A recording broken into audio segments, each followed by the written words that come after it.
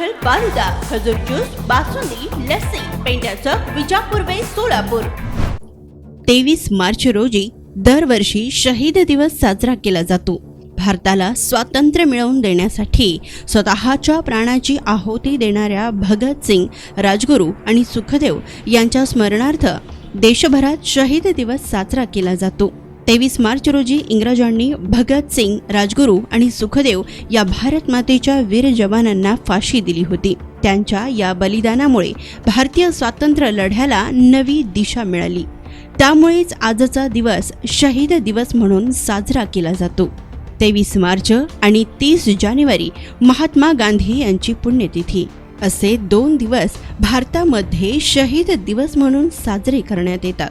1928 मध्ये भारतामधील घडामोडींचा अभ्यास करण्यासाठी इंग्लंडहून सायमन कमिशन नावाचं शिष्टमंडळ आलं होतं। भारतात सर्वत्र या शिष्टमंडळाचा काळे झेंडे दाखवून निषेध करण्यात आला। त्यावेळी लाला लजपत राय यांच्या नेतृत्वाखाली भव्य निषेध मोर्चा काढण्यात आला होता। सायमन परत जाच्या घोषणांनी सारा परिसर दुमदुमून गेला। जमाव पांगवण्यासाठी पोलिसांनी केलेल्या अमानुष लाठी आक्रमणात लाला लजपत राय जखमी झाले आणि त्यातच त्यांचा मृत्यू झाला।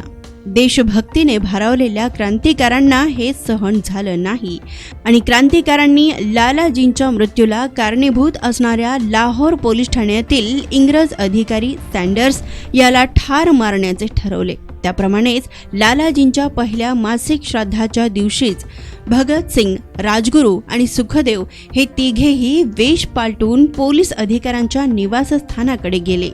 सँडर्स दिसताच सुखदेव यांनी संकेत दिला व भगत सिंग आणि राजगुरू यांनी एकाच वेळी गोळ्या झाडून त्याचा बळी घेतला। भगत सिंग, राजगुरू आणि सुखदेव यांना इंग्रजांविरुद्ध बंड करून ब्रिटिश पोलीस अधिकारी जॉन पी सँडर्सची हत्या केल्याप्रकरणी 23 मार्च 1931 रोजी लाहोरच्या तुरुंगात फाशी देण्यात आली होती। या 3ही तरुण देशभक्तांच्या फाशीनंतर तमाम भारतीयांचं रक्त आणखी पेटून उठलं।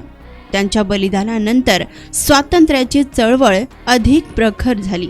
शहीद भगत सिंग, राजगुरू आणि सुखदेव यांच्या स्मरणार्थ प्रत्येक वर्षी 23 मार्च रोजी श्रद्धांजली वाहत हा दिवस शहीद दिवस म्हणून भारतीय साजरा करतात। शहीद भगत सिंग यांनी आपल्या छोट्याशा आयुष्यात वैचारिक क्रांतीची ज्योत पेटवली।